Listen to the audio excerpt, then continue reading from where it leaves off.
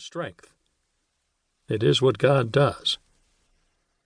I am honored to know Todd and his beautiful family, and I wholeheartedly support what he has written in this book.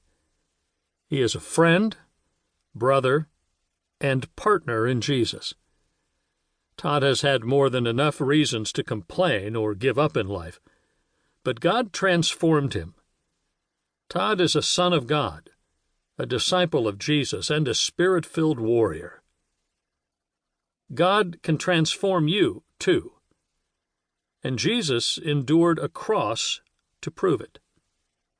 Jesus rose from the grave so that we can rise every day in confidence despite our struggles, which God will continue to turn into strengths. Enjoy this book and the transformation God brings with it. Your partner in Jesus, Jace Robertson, author and speaker from A&E's Duck Dynasty. Chapter 1. Child of Weakness. I hear the Savior say, "Thy strength indeed is small." Child of weakness, watch and pray.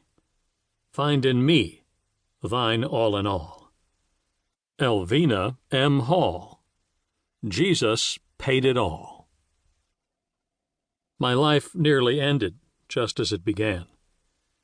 Seconds after I was born, blue-faced and barely breathing, the doctors rushed me out of the delivery room and put me on oxygen. While I was struggling to live, my mother pleaded with God for my life. She shed no tears of fear or hopelessness. Rather, she trusted her Creator. God calmed her soul and reassured her I would live. Years later, he would fully answer her two-part prayer on my behalf. Sometime that same night, they took me off oxygen. I was allowed to go home just like any other normal baby, except I was anything but normal. When I was a few months old, my mother realized something was different about my physical development. She took me to a doctor who said, "He's fine. He's just a fat, lazy baby." But at 9 months, I couldn't hold my head up by myself. I couldn't sit alone. My mother took me to another doctor whose best guess at diagnosing me was developmental retardation. He warned my mom of the possibility that I would never walk, talk, or learn. But I still had undiagnosed developmental issues. At 18 months, I saw a specialist at the J.D. McCarty Center for Children with Developmental Disabilities in Norman, Oklahoma. Just when other almost 2-year-olds were growing stronger and learning to walk so they could run, I was diagnosed with cerebral palsy. My weakness. Without knowing it, you may have met someone with cerebral palsy, CP, before.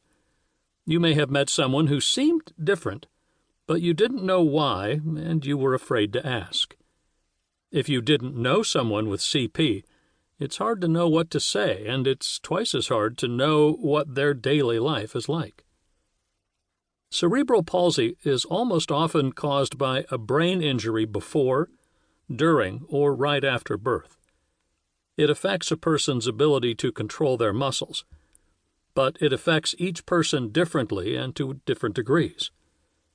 Some people with CP may not be able to control their left arm movements. Others may struggle to control multiple muscles, including those used for speech. Some suffer from partial to total paralysis. The best way I can describe having CP is to imagine that each affected muscle has a mind of its own and seldom, if ever, listens to the mind in your head. CP is non-life-threatening, but it is a life sentence.